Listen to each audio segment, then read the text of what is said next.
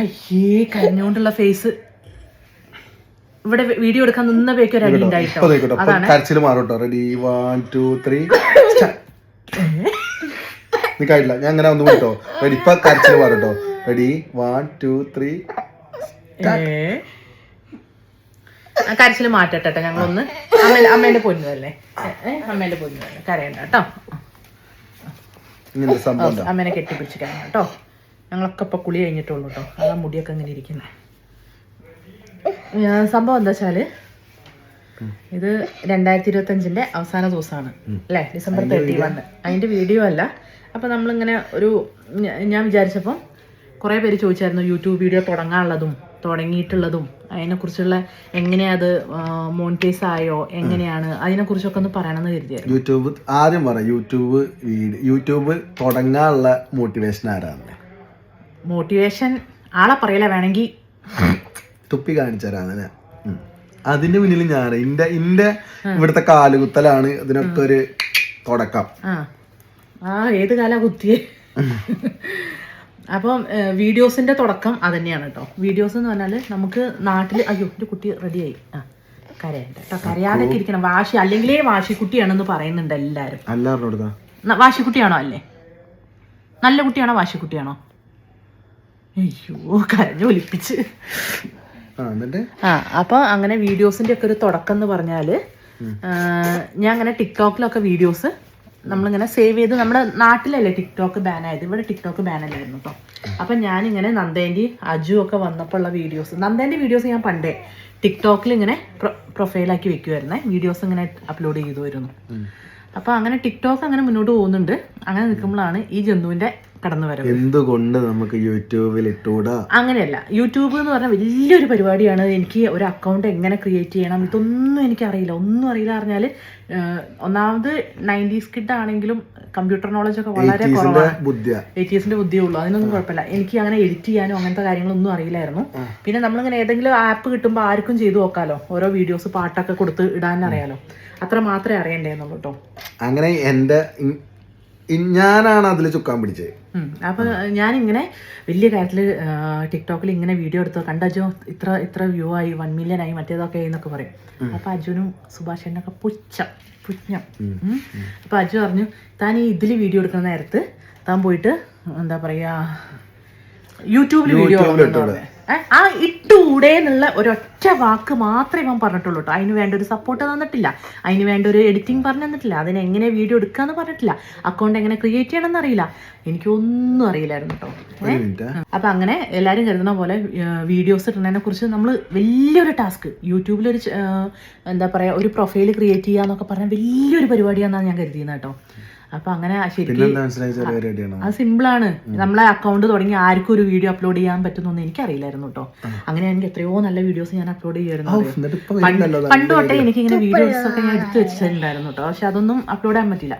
അപ്പൊ എന്റെ വീഡിയോ ഇങ്ങനെ ഇവൻ പറഞ്ഞു താൻ അതിൽ ഇട്ട് നോക്കുന്നു മാത്രമേ പറഞ്ഞിട്ടുള്ളൂ കേട്ടോ. ഒരു ഹെൽപ്പും ചെയ്തില്ല, ഇതെങ്ങനെയാടാ അക്കൗണ്ട് ക്രിയേറ്റ് ചെയ്യാന്നൊക്കെ ചോദിച്ചിട്ടൊന്നും ആരും മൈൻഡ് ചെയ്തില്ല. എല്ലാവരും കരുതുന്ന പോലെ സപ്പോർട്ടീവായ ഒരു അനിയനല്ല, സപ്പോർട്ടീവായ ഒരു കെട്ടിയോനല്ല, വീഡിയോ എടുക്കാനൊന്ന് കാല് പിടിക്കണം, അങ്ങനെയാണ് എൻ്റെ അവസ്ഥ കേട്ടോ. അപ്പൊ അങ്ങനെയായാലും പക്ഷെ ഞാൻ എന്ത് കേട്ടും അമ്മയ്ക്കും അച്ഛനും കാണാൻ വേണ്ടി കുട്ടികളെ വീഡിയോസ് ഞാൻ ഡെയിലി എടുത്ത് ഇങ്ങനെ ഗ്രൂപ്പിൽ അയക്കുന്നുണ്ട്. ആ വീഡിയോസിൽ ഇവൻ കൂടി വന്നപ്പം ഇവൻ അറിയാലോ, ഇവൻ വന്ന് ആദ്യം തന്നെ ക്ലിക്കായ ഒരു വീഡിയോ എന്ന് പറഞ്ഞാല് ഇവൻ കുട്ടീനെ ഒരു തൊട്ടിലല്ല, ഒരു നമ്മൾ തല തോർത്തുന്ന തോർത്തില്ലേ അതിലിട്ടിട്ട് ഇങ്ങനെ ഊഞ്ഞാലാട്ടി ഇങ്ങനെ ചുരുട്ടി ബാഗും ഇങ്ങനെ തോളത്ത് വെച്ച് നടന്നുപോയി. ആ വീഡിയോ ആണ് ആദ്യമായിട്ട് വൈറലായത്. പൊങ്കാലാറിന്റെ നല്ല വീഡിയോ ആയിട്ടല്ല കേട്ടോ വന്നത്, കാരണം നമ്മൾ ആർക്കും അറിയില്ല കുട്ടീനെ, ഇവനെ കൂടെ നിർത്തരുത്, ഇവൻ ദുഷ്ടനാണ്, ഇവൻ അങ്ങനെയാണ്, ഇവനെയൊക്കെ തല്ലിക്കൊല്ലണം, അങ്ങനെയൊക്കെയാണ്. അപ്പൊ നമുക്ക് അതിന്റെ ആ ഒരു സീരിയസ്നെസ് അന്നേരം മനസ്സിലായില്ല കേട്ടോ. നമ്മൾ ചോദിച്ചു എന്താ ആൾക്കാർ ഇങ്ങനെയൊക്കെ പറയണെന്ന് ചിന്തിച്ചേ. പിന്നെ മനസ്സിലായത് നമ്മളെ കുറിച്ച് ഒന്നും അറിയില്ല, കുട്ടികളെ യൂഷ്വലി ഇതൊക്കെ ഇവിടെ ചെയ്യുന്ന കാര്യങ്ങളാണ്, പക്ഷെ കുട്ടികളെ കുറിച്ച് സെൻസിറ്റീവായി ചിന്തിക്കുന്നതുകൊണ്ടാണ് അങ്ങനെ പറയണമെന്ന് മനസ്സിലായപ്പം എനിക്ക് മനസ്സിലായി അങ്ങനത്തെ വീഡിയോസ് ഇനി ഇടരുത് എന്ന്. അത് ചോദിച്ചിട്ട് ഇവൻ ആ ചെയ്യലിന് ഒരു കുറവുണ്ടായില്ല കേട്ടോ. എൻ്റെ കുട്ടികളെയൊക്കെ ചുരുട്ടി മടക്കി അങ്ങനെയാക്കിയിട്ടുണ്ട്. പക്ഷെ ഞാൻ അങ്ങനത്തെ അതാണ് അക്കുവിന്റെ മുഖം അങ്ങനെ ബോൾ പോലെ ഇരിക്കുന്നത്. അതിന് ശേഷം ഞാൻ പിന്നെ അങ്ങനത്തെ വീഡിയോസ് ഒന്നും ഇടാതെയായി. പക്ഷെ അങ്ങനത്തെ ഒരു വീഡിയോ ആണ് ആദ്യമായിട്ട് എന്റെ, അല്ലാത്തത് ഇങ്ങനെ 1000, 2000, 3000 നല്ല കമന്റും ഉണ്ടായിരുന്നു, നല്ല കമന്റ്സ് കുറെ ഉണ്ടായിരുന്നു. മാമന്മാരൊരു അനുഭവമുള്ള ആൾക്കാരുണ്ടാവുമല്ലോ വീട്ടിൽ, ഇതേപോലത്തെ തലതെറിച്ച മാമന്മാരുള്ള ആൾക്കാർക്കൊക്കെ ഇതൊക്കെ മനസ്സിലായി ഏകദേശം. അല്ലാത്തവർക്ക് ഇതൊക്കെ പേടിയാണ്. ഞാനിപ്പോ ആലോചിക്കുമ്പോൾ അത് മനസ്സിലാവും. കാരണം കുട്ടികളെ കുറിച്ചുള്ള കൺസേൺ കൊണ്ടാണ് അങ്ങനെ പറയണമെന്ന് എനിക്ക് മനസ്സിലാവും കേട്ടോ. കാരണം നമുക്കൊരു ദൂരെ നിന്ന് കാണുമ്പോൾ നമ്മളാണെങ്കിലും വിചാരിക്കും അയ്യോ ആ കുട്ടീനെ എന്താ കാണിക്കണേ, അത് അങ്ങനെ ചിന്തിച്ചു പോകും. അതുകൊണ്ടാണ്. പക്ഷേ ഇതൊക്കെ ഇവർക്ക് ശീലമായതാട്ടോ. ഇവര് എന്താ അക്കുവാണെങ്കിൽ തന്നെ ജനിച്ചപ്പോൾ മുതൽ കാണാൻ തുടങ്ങിയത്. നന്ദയാണെങ്കിലും ഒരു വയസ്സ് ഒരു 7 മാസം 8 മാസം ഉള്ളപ്പോഴാണ് നന്ദ ആദ്യമായിട്ട് ഇവനെ കാണുന്നത്. പക്ഷേ ആരടുത്തേക്കും പോവാതെ കരഞ്ഞുകൊണ്ട് നിൽക്കുന്ന നന്ദ അന്ന് ഇവന്റെ അടുത്തേക്ക് പെട്ടെന്ന് അങ്ങോട്ട് പോയി അന്ന് തൊട്ട് തുടങ്ങിയതാ ഈ യുദ്ധമൊക്കെ. അതുകൊണ്ട് അവൾക്കും ഇതൊക്കെ മനസ്സിലായി. ഇവൻ വന്നതിന് ശേഷമാണ് ഇവള് കാര്യമായിട്ട് സംസാരിക്കാൻ. എല്ലാവരും ചോദിക്കും ഗൾഫിലൊക്കെ നിൽക്കുന്നതുകൊണ്ട് സംസാരമൊക്കെ എങ്ങനെയാണ്, നമ്മൾ പാരൻസ് സംസാരിക്കുന്നത് ഇതിനൊരു പരിധിയൊക്കെ അല്ലേ. പക്ഷെ ഇവന് അതേപോലെ എൻ്റെ ഒരു കസിനും കൂടി, സുഭാഷേൻ്റെ ഒരു കസിനും കൂടി വന്നിട്ടുണ്ടായിരുന്നു, 2 ആളും ഉണ്ണിയാവാം. ഇവർ 2 ആളും വന്നുകൊണ്ടാണ് കുട്ടികളൊന്നും സംസാരിക്കാനും ഒരു എൻ്റർടൈൻമെൻറ്റും ഒക്കെ ആയത് കേട്ടോ വീട്ടിൽ. പിന്നെ അങ്ങനെ മുന്നോട്ട് പോയി. അപ്പോൾ അങ്ങനെ ആ വീഡിയോ ആണ് ആദ്യമായിട്ട് ഒരു റീച്ച് തന്നൊരു വീഡിയോ. അത് കഴിഞ്ഞതിന് ശേഷം ഞാനൊരു ദിവസം ഡ്യൂട്ടി കഴിഞ്ഞ് വന്നപ്പം ഇവിടെ ഭയങ്കര പ്രക്ഷോഭം നടക്കുകയാണ്. കാരണം നന്ദ അജുവിൻ്റെ ഫോണ് അക്വേറിയത്തിൽ ഇട്ടു എന്നുള്ളത്. അതാണ് പിന്നെ അടുത്ത ഒരു റീച്ച് കിട്ടിയൊരു വീഡിയോ. അങ്ങനെയാണ് സത്യം പറഞ്ഞാൽ സബ്സ്ക്രൈബേഴ്സ് ഒരു 7 സബ്സ്ക്രൈബർ. എനിക്ക് ആരോടും പറയാൻ നാണക്കേടായിരുന്നു ചാനൽ തുടങ്ങാന്നൊക്കെ പറഞ്ഞാൽ. ഞാൻ ആരോടും ഷെയർ ചെയ്തില്ല എൻ്റെ വീഡിയോ സബ്സ്ക്രൈബ് ചെയ്യണമെന്ന് ഞാൻ ആരോടും പറഞ്ഞില്ല. ഞാനിങ്ങനെ പറഞ്ഞിട്ടില്ലല്ലോ അങ്ങനെ എനിക്ക് കാരണം കുട്ടികളെ വീഡിയോസ് ഒക്കെ ആകുമ്പോൾ ഇഷ്ടമുള്ളവർ കണ്ടാൽ മതിയല്ലോ. കാരണം അല്ലാത്തവർക്ക് നമുക്ക് നമ്മളെ എന്താ പറയാ ഫാമിലി കാര്യങ്ങളൊക്കെ ആണെങ്കിലും ചിലവർക്ക് ഇഷ്ടപ്പെടൂലല്ലോ അതൊന്നും. ഇപ്പോഴും പറഞ്ഞിട്ടില്ലോ, ഇപ്പോഴും ആരോടും നമ്മൾ പറഞ്ഞില്ല ബെൽ ബട്ടൺ സബ്സ്ക്രൈബ് ഇല്ലല്ലോ പറഞ്ഞിട്ടില്ലല്ലോ. അപ്പൊ ഞാൻ അതുകൊണ്ടാണ് അങ്ങനെയൊന്നും പറയാത്തത്. കാരണം ഇഷ്ടമുള്ളവർക്ക് അവരെന്തായാലും കാണും, ഇഷ്ടമില്ലാത്തവർക്ക് അങ്ങനെയല്ല. കാരണം എല്ലാവർക്കും ഇഷ്ടപ്പെടണം എന്നില്ല. അങ്ങനത്തെ വലിയ കണ്ടന്റോ ക്രിയേറ്റീവ് ആയിട്ടുള്ള ഒരു സംഭവങ്ങളും നമ്മളെ വീഡിയോസിൽ ഉണ്ടാവാറില്ല. അങ്ങനെ ആ വീഡിയോ ആണ് അജുവിന്റെ ഫോൺ വെള്ളത്തിലിട്ടു എന്ന് പറഞ്ഞ ആ വീഡിയോ. അതാണ് കുറച്ചും കൂടി ഒന്ന് ക്ലിക്ക് ആവുന്ന വീഡിയോ കേട്ടോ. അത് അജുവിന്റെ ഐഫോൺ പോയെങ്കിലും എനിക്ക് എൻ്റെ വീഡിയോക്ക് ഒരു റീച്ച് ആയിരുന്നു കേട്ടോ. സത്യം പറഞ്ഞാൽ എല്ലാവരും ചോദിക്കല്ലോ ഒരു യൂട്യൂബ് തുടങ്ങി മോണിറ്റൈസ് ചെയ്ത് ആളെ മീൻസ് അത്രയും സബ്സ്ക്രൈബർ അങ്ങനത്തെ ഒരു ചിന്ത പോലും ഉണ്ടായിരുന്നില്ല കേട്ടോ. കാരണം അതൊന്നും ആവില്ല. അക്കു എപ്പോഴും പക്ഷേ പറയായിരുന്നു കേട്ടോ, അമ്മ നമ്മൾ 1 മില്യൺ സബ്സ്ക്രൈബർ ഒക്കെ ഉണ്ടാവുമോ എന്നൊക്കെ ചോദിച്ചിട്ട് അങ്ങനെയൊക്കെ പറയായിരുന്നു കേട്ടോ. പക്ഷെ ഞാൻ പറയുന്നത് അക്കോ അങ്ങനെയൊന്നും പറയല്ല അക്കോ എന്ന് പറഞ്ഞാൽ എനിക്ക് നാണക്കേട് പോലെയാണ്. ഞാൻ ആരോടും അതുകൊണ്ട് ഞാനിങ്ങനെ ചാനൽ തുടങ്ങിയ കാര്യമൊന്നും ആരോടും പറഞ്ഞിട്ടില്ല കേട്ടോ. പക്ഷേ പിന്നെ കുറച്ച് പേർക്കൊക്കെ അറിയാൻ തുടങ്ങി. പിന്നെ അങ്ങനെ ആ വീഡിയോ ആണ് പിന്നെ കണ്ടിട്ട് എല്ലാവരും വിളിക്കാനൊക്കെ തുടങ്ങി കേട്ടോ. അങ്ങനെ മുന്നോട്ട് പോയി. അപ്പോൾ എല്ലാവരും ചോദിക്കും മോണിറ്റൈസേഷനെ അതിനെക്കുറിച്ചൊക്കെ. അപ്പം ഞാൻ ഓൾറെഡി ഈ ടിക്ടോക്കിന് വേണ്ടിയിട്ട് കുറേ വീഡിയോസ് ഓൾറെഡി എടുത്ത് വെച്ചിട്ടുണ്ട്. ടിക്ടോക്കിൽ ഒരുവിധം എനിക്ക് ഫോളോവേഴ്സ് ഉണ്ടായിരുന്നു കേട്ടോ. അപ്പോൾ ടിക്ടോക്കിൽ നമ്മളെ ഫ്രണ്ട്സ് എന്ന് പറഞ്ഞാൽ ഒരുവിധം ഗൾഫിലുള്ള ആൾക്കാർ തന്നെയാണ്. കാരണം ഗൾഫിലല്ലേ ഇത് കിട്ടുള്ളൂ. അപ്പോൾ എനിക്ക് തോന്നുന്നു അവർക്കും. പക്ഷെ ടിക്ടോക്കിൽ ഞാൻ മെൻഷൻ ചെയ്തിട്ടൊന്നുമില്ല കേട്ടോ. യൂട്യൂബ് അക്കൗണ്ട് അങ്ങനെ മെൻഷൻ ചെയ്തിട്ടൊന്നുമില്ല, ഇതുവരെ മെൻഷൻ ചെയ്തില്ല. കുറേ കാലത്തിന് ശേഷം ഇപ്പോൾ ഒരു 6 മാസം മുമ്പെയാണ് എനിക്കൊരു ചേട്ടനുണ്ട് യൂട്യൂബിൽ നിന്ന് പരിചയപ്പെട്ട് നമുക്ക് കമൻസിലൂടെയൊക്കെ മെസ്സേജ് അയക്കുന്ന ചേട്ടനാണ് പറഞ്ഞത് മെൻഷൻ ചെയ്യണം, അങ്ങനെയൊക്കെ ഇൻസ്റ്റയിലൊക്കെ യൂട്യൂബിൻ്റെ ഐഡിയും കൂടി മെൻഷൻ ചെയ്യണം എന്നൊക്കെയുള്ള കാര്യങ്ങളൊക്കെ പറഞ്ഞു തന്നു കേട്ടോ. അങ്ങനെ പറയുമ്പോൾ ചിലപ്പോൾ അങ്ങനെ മെൻഷൻ ചെയ്തിട്ടൊക്കെ ഉള്ളൂ. ടിക്ടോക്കിലും ഞാൻ അങ്ങനെ മെൻഷൻ ചെയ്തിട്ടുള്ളൂ കേട്ടോ. അങ്ങനെ മോണിറ്റൈസേഷനെ കുറിച്ച് പറയാം. മോണിറ്റൈസേഷൻ എന്ന് പറഞ്ഞാൽ 3 മാസമായപ്പോൾ തന്നെ ഞങ്ങൾക്ക് സബ്സ്ക്രൈബേഴ്സ് എത്രയാണെന്ന് എനിക്ക് ഓർമ്മയില്ല. പക്ഷേ മോണിറ്റൈസ്ഡ് ആയി 3 മാസമായപ്പോഴേക്ക്. അപ്പോൾ എല്ലാവരും കരുതും അതെങ്ങനെയാണ് അങ്ങോട്ട് പെട്ടെന്ന് തുടങ്ങിയപ്പോൾ തന്നെ മോണിറ്റൈസ് ആവും. ഇല്ല, അങ്ങനെയൊന്നും മോണിറ്റൈസ് ആവാൻ കുറച്ച് ചിലപ്പോൾ താമസം ഉണ്ടാവും ചിലവർക്ക്.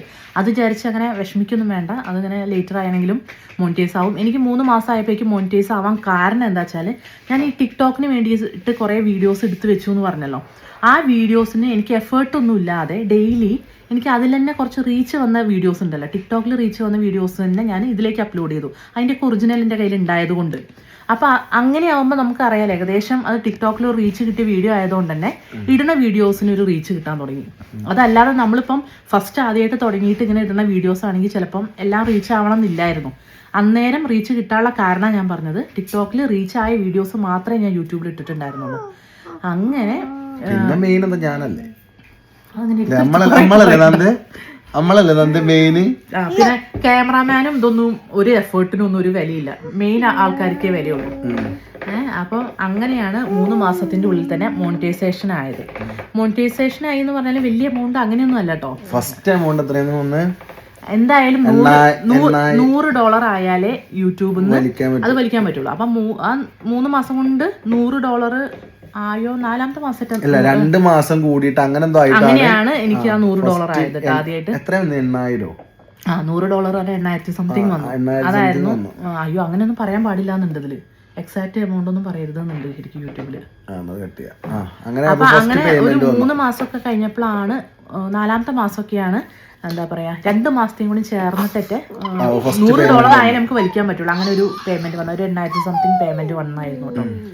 അപ്പൊ അങ്ങനെയാണ് ഞങ്ങളുടെ തുടക്കം. അത് കഴിഞ്ഞാലും ഇപ്പൊ യൂട്യൂബ് കൊണ്ട് ഭയങ്കര ഇൻകം ആണോ അങ്ങനത്തെ കാര്യങ്ങളൊന്നും വെച്ചാൽ നമ്മൾ വീഡിയോസ് ഇട്ട് കഴിഞ്ഞാലേ നമുക്ക് എന്താ പറയുക യൂട്യൂബ് ഒരു ഇൻകം ആയിട്ട് തരുന്നുള്ളൂ. അതല്ല നമ്മൾ വീഡിയോസ് ഒന്നും ഇട്ടില്ലെങ്കിൽ ഇൻകം ഇല്ല. അങ്ങനെയൊക്കെയാണ് കേട്ടോ യൂട്യൂബിന്. നമുക്കൊരു കോൺസ്റ്റന്റ് ആയിട്ട് നമ്മളെ പഴയ വീഡിയോസ് ഒക്കെ ഉണ്ടല്ലോ അങ്ങനെ മുന്നോട്ട് പോകുമല്ലോ അങ്ങനെയൊന്നുമില്ല കേട്ടോ. നമ്മൾ ഡെയിലി വീഡിയോ ഇട്ട് കഴിഞ്ഞാൽ ആ മൂവ്മെന്റ് അങ്ങനെ പോകുന്നുണ്ട്, ആ റീച്ച് അങ്ങനെ പോയിക്കൊണ്ടിരിക്കും. പിന്നെന്ന് പറഞ്ഞാൽ ഇപ്പൊ നമ്മൾ യൂട്യൂബിൽ പ്രൊഡക്ട്സ് ലിങ്ക് ചെയ്യുന്ന അങ്ങനത്തെ പരിപാടിയൊക്കെ ഉണ്ട്. അങ്ങനെയൊക്കെ വായനോ പോടുന്നു എനിക്ക് നെഗറ്റീവ് പഠിപ്പിക്കല്ലോ. അപ്പൊ അങ്ങനെ പ്രൊഡക്ട്സ് ലിങ്കൊക്കെ നമ്മളിങ്ങനെ ഓരോ സാധനങ്ങൾ നമ്മൾ പ്രൊഡക്റ്റ് ടാഗ് ചെയ്യുമ്പോഴൊക്കെ അതിലൂടെയും ഒരു ഇൻകം സോഴ്സ് തന്നെയാണ് കേട്ടോ യൂട്യൂബ്. അപ്പൊ അങ്ങനെയാണ് യൂട്യൂബ് നമ്മൾ എന്താ പറയാ മുന്നോട്ട് അവിടെ കൊണ്ടുപോകാൻ കാരണം. അങ്ങനെയാണ് ഉണ്ടായതെന്ന് പറയാം. അതാണ് നമ്മളെ യൂട്യൂബ് തുടങ്ങിയ കഥ. പിന്നെ ഇപ്പൊ യൂട്യൂബ് തുടങ്ങിയിട്ട് എത്ര കൊല്ലായി? 3 കൊല്ലായോ? ഇവൾക്ക് 8-9 മാസം. ഇവൾക്ക് 8-9 മാസം. ഇപ്പൊ ഇവൾക്ക് 4 വയസ്സാവാറായി, 3.5 വയസ്സായി. അപ്പൊ അങ്ങനെയാണ് യൂട്യൂബിന്റെ ഒരു ജേർണി എന്ന് പറഞ്ഞാല്. പിന്നെ യൂട്യൂബ് വന്ന മാറ്റങ്ങൾ എന്താ വെച്ചാല് നമ്മള് സത്യം പറഞ്ഞാൽ നമ്മളും നമ്മളെ ലൈഫായിട്ട് ഇങ്ങനെ പോണത് നിങ്ങളൊക്കെ ആയിട്ടുള്ള ആ ഒരു കുറെ ആൾക്കാരെ നമുക്ക് ഇങ്ങനെ പരിചയം. പണ്ടൊക്കെ ഞാൻ പറഞ്ഞത് എന്തൊക്കെ പണ്ട് നമുക്ക് എവിടേക്കെങ്കിലും പോയിട്ട് ഫ്രീ ആയിട്ടൊക്കെ നടക്കാം. അങ്ങനെയല്ല പറഞ്ഞത്. നമുക്ക് ഫ്രീ ആയിട്ട് നടക്കാൻ ഉദ്ദേശിച്ചത് അറിയോ? ഞാൻ പറയണ് മൂക്ക് തോക്ക് കയറി വലിയല്ലേ. ഞാൻ ഉദ്ദേശിച്ച ആൾക്കാർ വന്ന് കാണുന്നല്ല. പക്ഷെ എവിടെങ്കിലും ഒരു കോണില് ആരെങ്കിലും ഒരാളൊക്കെ അറിയണുണ്ട്. അപ്പൊ നമുക്ക് നമ്മളായിട്ട് നടക്കാൻ പറ്റൂല. സെലിബ്രിറ്റീന്റെ സങ്കടങ്ങൾ എല്ലാരും കാണും. എടോ സീരിയസ് ആയിട്ട് പറയാ. അങ്ങനല്ല, നമുക്കൊരു ചെറ്റത്തരം ചെയ്യാൻ പറ്റൂല എന്ന് പുറത്ത്. അതാ പറഞ്ഞത്. ഇതവിടെ ഇവന് എവിടെയോ അങ്ങനൊക്കെ ചിലർക്ക് അറിയണവരുണ്ടാവേ. ചിലവർക്ക് പിന്നെന്തല്ലോ ചിലവർക്ക് എന്ന് പറഞ്ഞാല് നമുക്ക് നമ്മളെ വീഡിയോസ് കാണുന്ന ചേച്ചിമാർക്കൊക്കെ അറിയണ്ടാവും. അതിൽ കുറച്ച് ആൾക്കാരെ നമുക്ക് വലിയ ആൾക്കാർ നമ്മളെ വീഡിയോസ് കാണുന്ന റെഗുലർ ആയിട്ട് കാണുന്ന ആൾക്കാർ വലിയ ആൾക്കാർ കുറച്ച് കുറവാണ്. നമ്മളെ കോമൺ നമ്മളുമായിട്ട് പേഴ്സണലി ടച്ചുള്ള കുറച്ച് ആൾക്കാരേ ഉള്ളൂ. കുറച്ച് നമ്മളെ ഫാമിലി മെമ്പേഴ്സ് പോലെ നിൽക്കുന്ന കുറെ യൂട്യൂബ് ഫാമിലിയിൽ കുറച്ച് ആൾക്കാർ ശ്രീമോള് ബോട്ട് വെച്ചിട്ട് ചെയ്യണം. എന്നിട്ട് പക്ഷേങ്കില് വേറൊരു സംഭവം ഞാൻ നാട്ടിൽ പോയപ്പോ എനിക്ക് മനസ്സിലായത്. ഓ ശ്രീമോള് സെലിബ്രേറ്റ് ചെയ്താണോ? സെലിബ്രിറ്റീന്റെ വിഷമം കേട്ടു. സെലിബ്രിറ്റീന്റെ വിഷമം നല്ല ഇവൻ എന്തൊക്കെയാ പറയുക. സെൽഫി എടുക്കാമല്ലോ. ആരും സെൽഫി അതൊന്നും അല്ല കാര്യം. ആർക്കും അറിയില്ല. പകരം കുട്ടികൾക്കില്ലേ നമ്മൾ ഈ കുട്ടികളെ വീഡിയോസ് നന്ദേന്റെ അക്കൂന്റെ ഒക്കെ കുട്ടികളെ വീഡിയോസ് മാമന് ഇഷ്ടപ്പെടുന്ന കുട്ടികളുണ്ടല്ലോ. എന്റെ അടുത്ത് വന്നതൊക്കെ കുട്ടികളാട്ടോ. കുട്ടികൾ എന്ന് പറഞ്ഞാല് അവരച്ഛനും അമ്മയ്ക്കും അറിയേയില്ല എന്തിനാ ഈ കുട്ടികൾ പറയണെന്നോ എന്താ പറയണെന്നൊന്നും. ഒരു തല്ല് സോൾവ് ചെയ്താട്ടോ. അവിടെ ഒരാൾ പിണങ്ങിണ്ടായിനെ ദേഷ്യപ്പെട്ട എൻ്റെ ഇടയ്ക്കൂടെ ഞാൻ പറയണ ഫ്ലോ പോയി എന്ന് പറഞ്ഞാല്. എന്നിട്ട് അങ്ങനെ ചെറിയ കുട്ടികളാണ് വരുന്നത്. അപ്പോൾ ചെറിയ കുട്ടികൾ വന്നിട്ട് ചെറിയ കുട്ടികൾ ഇങ്ങനെ പറയുകയാണ് അവർ അമ്മേൻ്റെ അടുത്ത് ഇത് നന്ദയാണ്. അപ്പോൾ അവർക്ക് സത്യം പറഞ്ഞാൽ അറിയില്ല. കാരണം കുട്ടികൾ കാണുന്ന ചാനലാന്ന് അങ്ങനെ ഉള്ളതുകൊണ്ടാണ് തോന്നുന്നു. അവർക്ക് അമ്മമാർക്കൊന്നും കുറേ ഞാൻ കണ്ടു അമ്മമാർക്കൊന്നും എന്താന്ന് പോലും മനസ്സിലായില്ല. അങ്ങനെ കുട്ടികളെ ഞാൻ കുറച്ച് നമ്മളെ വീഡിയോസ് കാണുന്നുണ്ടെന്ന് മനസ്സിലായി നാട്ടിൽ ചെന്നിട്ട് കേട്ടോ. അങ്ങനെയാണ് വീഡിയോസിൻ്റെ അവസ്ഥ. പിന്നെ ഈ വീഡിയോ തുടങ്ങിയതിന് ശേഷമുള്ള ഓരോ ഗുണങ്ങളും നല്ലതും ഒക്കെ പറഞ്ഞുതരാം കേട്ടോ. ഗുണങ്ങൾ എന്ന് പറഞ്ഞാൽ കുറെ ഡൈവേർട്ട് ആവാൻ പറ്റിട്ടോ. മറ്റേത് നമുക്ക് അറിഞ്ഞൂടാ. ഞാനൊക്കെ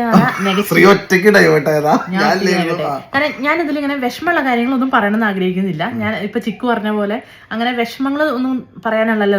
നമുക്ക് ഹാപ്പി ആയി ഇരിക്കാനുള്ളതുകൊണ്ടാണ് ഞാൻ വിഷമമുള്ള കാര്യങ്ങളൊന്നും ഡിസ്കസ് ചെയ്യാറില്ല കേട്ടോ. പിന്നെ ഞാൻ ഒരിക്കൽ പറഞ്ഞായിരുന്നു ഇങ്ങനെ ഒരു December 31 അക്കൂന് മുമ്പ് ഒരു കുഞ്ഞ് അബോർഷൻ ആയതെന്നൊക്കെ ഉള്ളൊരു കഥ പറഞ്ഞിട്ടുണ്ടായിരുന്നു. അതാ ഞാൻ ആദ്യമായിട്ടൊരു അത് ഞാൻ പറയാൻ കാരണം എന്താ വെച്ചാല് ഒരു ചീത്തതുണ്ടായി നമ്മൾ സങ്കടപ്പെട്ടാലും പിന്നീട് നമുക്ക് നല്ലത് വരും എന്നുള്ളത് പറയാൻ വേണ്ടിയിട്ട് ഞാൻ പറഞ്ഞതാണ്. അത്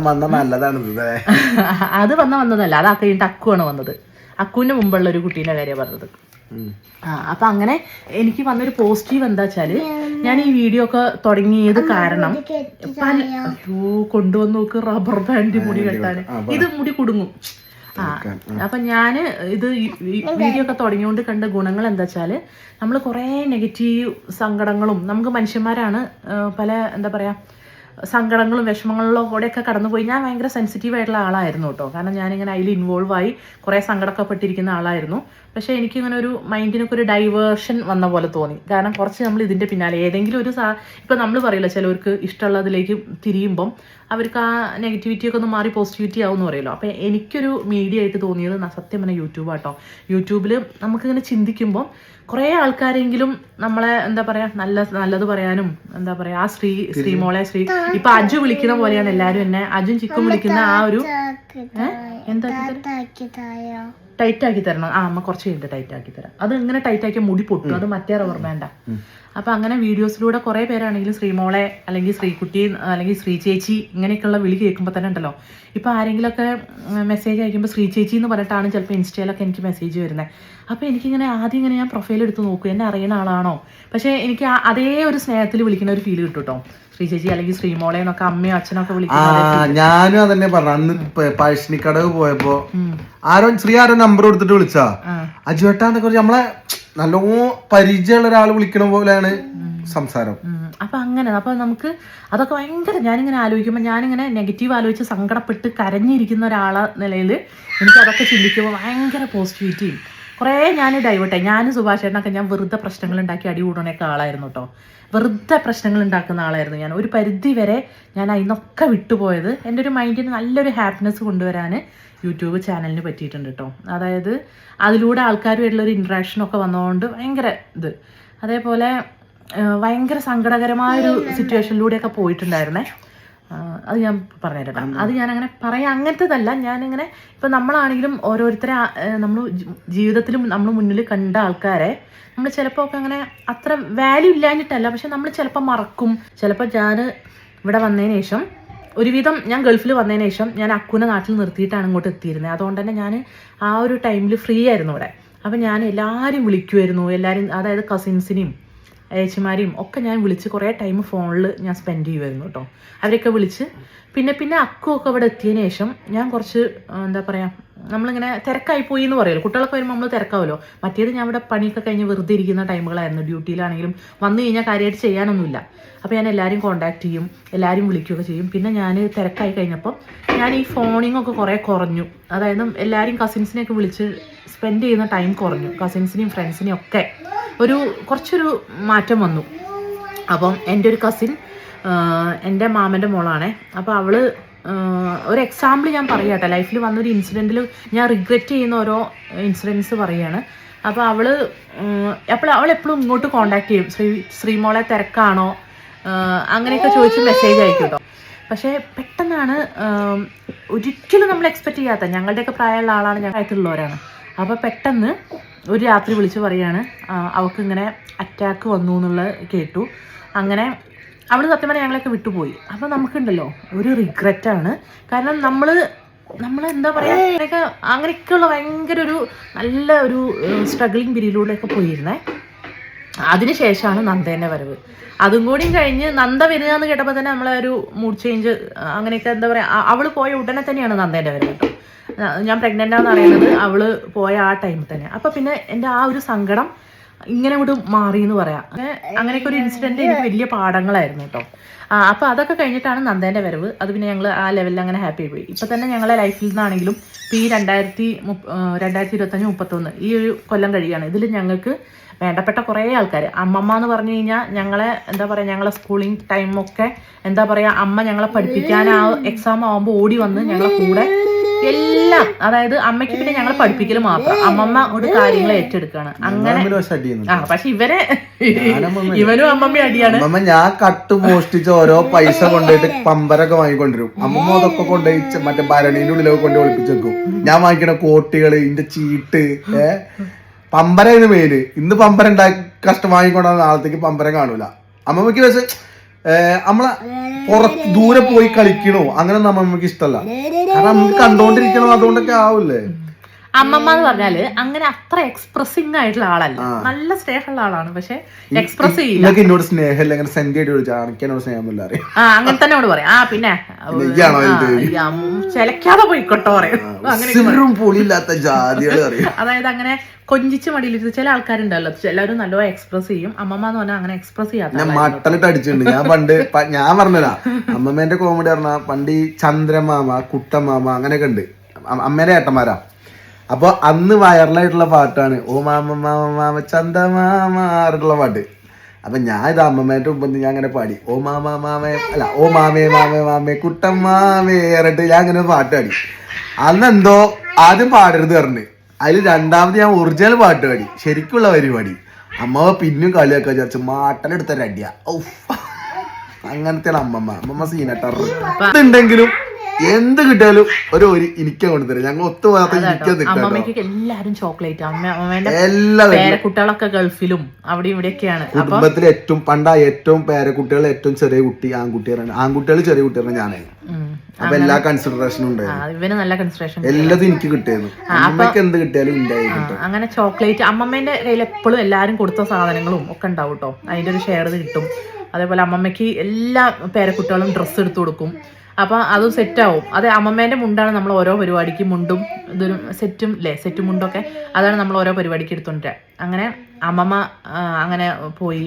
അതേപോലെ ഞങ്ങളുടെ മാമ, ഇപ്പം അമ്മയുടെ ഏച്ചി എന്ന് പറയണ വല്യമ്മ, ഞങ്ങളുടെ വല്യമ്മയൊക്കെ എന്ന് പറഞ്ഞാൽ ഞങ്ങളെ ഒരു ടൈമിൽ നോക്കി തന്നെ പറയാം. മൊത്തം ഞങ്ങളെ കാര്യങ്ങളൊക്കെ നോക്കിയിരുന്ന ആളാണ്.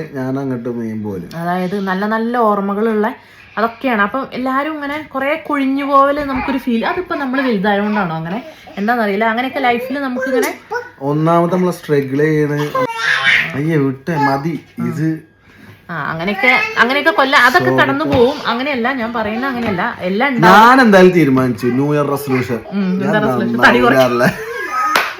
എല്ലാത്തിനും നന്നാവുന്നല്ല പറയാ. ഞാൻ നന്നാവാൻ പോണില്ല. ഞാൻ സത്യം പറഞ്ഞാല് നല്ല ഉള്ളില് എടുക്കുന്ന ഒരു ഇന്ന് ഞാൻ ഡയറ്റിലായിന്ന് പറഞ്ഞിട്ട് എന്റെ അടുത്ത് വന്നിട്ട് ദോശം എന്നിട്ട് പറയണേ, ദോശം എന്നിട്ട് പറയാ ഞാൻ ഡയറ്റ് ചെയ്യണമെന്ന് വിചാരിച്ചായിരുന്നു. ഇനിയിപ്പോ നാളെ ആക്കാതെ അതിന് ഞാൻ ശരിക്കും ഡയറ്റ് തുടങ്ങണം എന്ന് കരുതിയിട്ട് ശ്രീമോളെ ഡയറ്റ് അല്ലേ ചോദിച്ചാ ഞാൻ കെട്ടിയതാ. ഇനി എനിക്ക് കല്യാണം ഒന്നുമില്ല, അണക്കല്ലേ കല്യാണം എന്നാ ചോദിച്ചത്. പിന്നെ അല്ലേ പറയും ഞാൻ 2 പ്രസവിച്ചതാണ്. അങ്ങനെയല്ല, ഇവനുണ്ടല്ലോ എന്നെങ്ങനെ ഞാൻ ഡയറ്റ് ഒക്കെ ചെയ്യാൻ തുടങ്ങുന്നു. അപ്പൊ ഞാൻ ഇവർക്ക് വേണ്ടിയിട്ട് രാത്രി മസാല ദോശ ഞങ്ങൾക്ക് ഉണ്ടാക്കി തന്നാ പോലെ എന്തിനാ ശ്രീ തിന്നണ്ട ആവശ്യം. മസാല ദോശ ഞങ്ങൾ പറഞ്ഞു ശ്രീമോളെ കഴിക്ക്, ശ്രീമോളെ രാത്രി പട്ടിണി കിടന്ന് കിടക്കല്ലേ. ഞങ്ങൾ പറയില്ലല്ലോ ഇത് ഒരു ദിവസം പട്ടിണി കിടന്നാലും ഒന്നും പറ്റൂല. അതിനുള്ളൊക്കെ സ്റ്റോർ ചെയ്തിട്ടുണ്ടെങ്കിൽ ഇത് ആർക്കാണെങ്കിലും തിന്നാൻ തോന്നൂല എന്ന് പറ. മസാല ദോശ, അതും മൊരിഞ്ഞ മസാല ദോശ ഇവർക്ക് ഞാൻ ഇങ്ങനെ മടക്കി ഇങ്ങനെ കൊടുക്ക, കൂടെ സാമ്പാറും ഉണ്ട്. അപ്പം ഇങ്ങനെയൊക്കെ ചെയ്യുമ്പോ ഇവർക്ക് ഇങ്ങനെ കൊടുത്തപ്പം ഒരു ദോശ എനിക്ക് തിന്നാൻ തോന്നി. അതോടെ ഞാൻ തിന്നപ്പോണ്ടല്ലോ ഇവനോട് പറയുകയാണേ താനല്ലേ ഡയറ്റ് എന്ന്. അപ്പൊ അങ്ങനെ പറയാൻ പാടില്ല. പൊറാട്ട ഞാൻ മൂക്കിനെ കിട്ടും. ഞാൻ കഴിച്ചില്ല കേട്ടോ, ഞാൻ പൊറാട്ട ഞാൻ രാത്രി കഴിച്ചില്ല. അപ്പൊ ഇവരങ്ങനെ ചോദിക്കാൻ പാടും. കാരണം ഇവർക്കൊക്കെ ഞാൻ ഉണ്ടാക്കി കൊടുക്കാണ് ഇത്രയും ടേസ്റ്റി ആയിട്ട് ചൂടോടെ ഉണ്ടാക്കി കൊടുക്കാണ്. ഓരോന്നും ഞാൻ ചൂടോടെ ഉണ്ടാക്കി കൊടുക്കണേ. അപ്പൊ അവൻ ചോദിക്കാണ് ഇത് ഡയറ്റ് അല്ല എന്തിനാ തിന്നേന്ന്. അപ്പൊ ഞാൻ ചോദിച്ചു ഇക്ക് കെട്ടാനൊന്നും അല്ല. ഞാൻ ദോശ എന്നപ്പോഴല്ല ടോൾബ്രോന്റെ ചോക്ലേറ്റിന്റെ കട്ടരുന്ന് ഒറ്റക്കിരുന്ന് വിഴുങ്ങ. ഞാൻ ഒരു കഷ്ണം ചോദിച്ചാലാണ് ആ തന്നു. അതിന്റെ മുന്നേ ഇമാര് വർത്താനം പറഞ്ഞ പിന്നെ തിന്നാൻ തോന്നുവോ? ഞാൻ കെട്ടിക്കഴിഞ്ഞാണ് ഞാനൊക്കെ വേണമെങ്കിൽ കെട്ടിയാ മതി.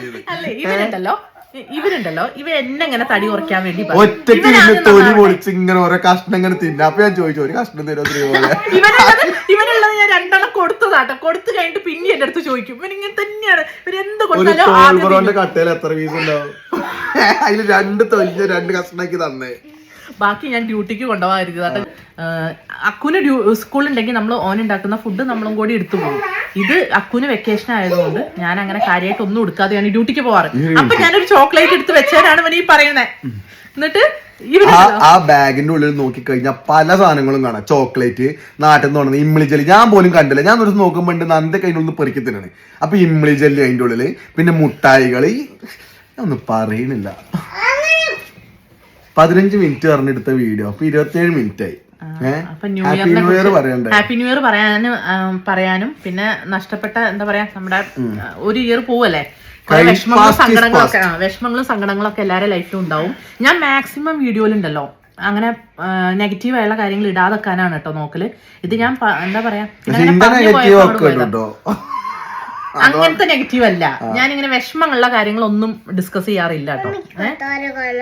ഇല്ല, കസാര കാണാൻ പറ്റുന്നില്ല. അപ്പം എന്താ പറയാ, ഇതിപ്പോ ഒരു ന്യൂ ഇയർ വരാൻ പോവാണ്. അപ്പൊ എല്ലാരും നന്നായിട്ട് ഓരോ തീരുമാനങ്ങളൊക്കെ എടുക്കുക. ഞാൻ എടുത്തു, ഞാൻ നന്നാവും. ഞാന് കൊറേ നന്നായി വിശ്വസിച്ചു. അതായത് പുതിയ തീരുമാനങ്ങളൊന്നും എടുക്കാൻ ഞാൻ സത്യം പറഞ്ഞ നല്ല തീരുമാനങ്ങൾ എന്നും എടുക്കുന്നില്ല.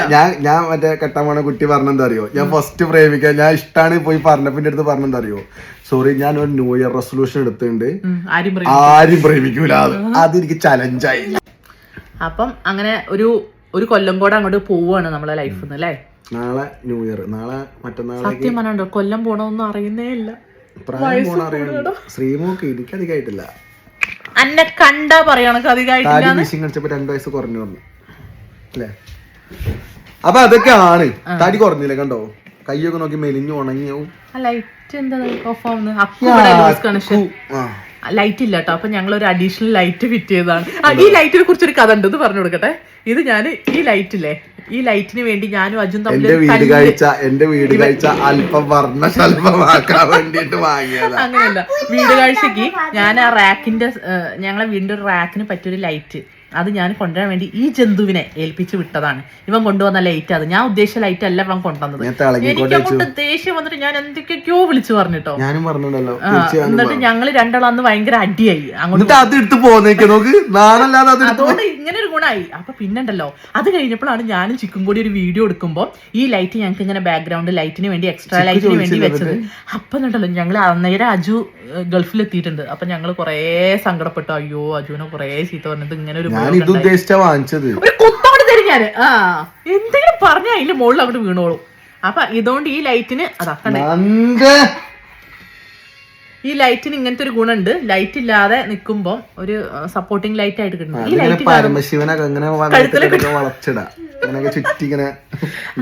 നല്ല ഭംഗിയുണ്ട്. അല്ല തലയിൽ ഇങ്ങനെ ഇട്ടിട്ട് ഞാൻ ഗന്ധർവനാക്കിയാലോ. അതേ ലുക്ക് ഉണ്ടടാ, ഞാൻ ഗന്ധർവന്റെ ലുക്ക് ഉണ്ട് അല്ലേ. പക്ഷെ ഗന്ധർവന് പറ്റിയ ഗന്ധർവ ഇതിന്റെ അറ്റത്തുണ്ടല്ലോ ഷോക്ക് ഉണ്ടായിരുന്നു. ഞാനും ചിക്കു ഇത് വെച്ച് വീഡിയോ എടുക്കുമ്പോ എന്റെ കൈ തട്ടിയപ്പോൾ അറിഞ്ഞ ഷോക്ക് ഉണ്ടെന്ന്. ഇപ്പൊ ഞാൻ അത് ഇൻസുലേറ്റ് ചെയ്തു കേട്ടോ, അപ്പൊ ഷോക്കില്ല. ഇത് എല്ലാരും ഇങ്ങനെ പറയണ്ട സൂക്ഷിക്കാൻ. ഞാനിത് എന്തായാലും സൂക്ഷിച്ചെന്നേ വെക്കുള്ളൂ, കുട്ടികളുടെ അടുത്തൊന്നും വെക്കൂല കേട്ടോ. ഞാനിത് ഓഫ് ചെയ്ത് ഞാൻ അപ്പൊ തന്നെ എടുത്തു വെക്കും. എല്ലാരും പേടിക്കണ്ട, എല്ലാരും അങ്ങനെ ഒരു കൺസേൺ ഉണ്ടാവും കുട്ടികളെ.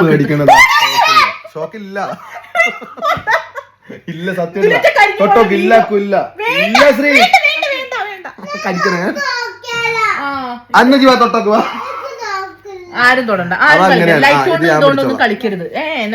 അതുകൊണ്ടൊന്നും കളിക്കരുത്. അപ്പൊ ശരി കേട്ടോ. അപ്പൊ ഞങ്ങള് എല്ലാവർക്കും ഈ ലൈറ്റ്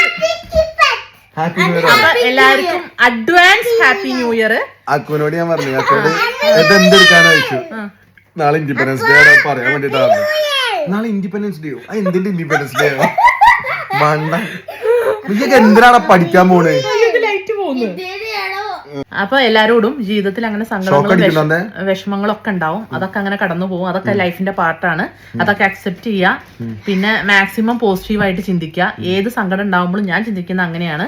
അത് നല്ലതിന് തന്നെയാണെന്ന് എന്റെ അനുഭവത്തിൽ നിന്ന് എനിക്ക് അങ്ങനെ തോന്നിയിട്ടുള്ളൂ കേട്ടോ.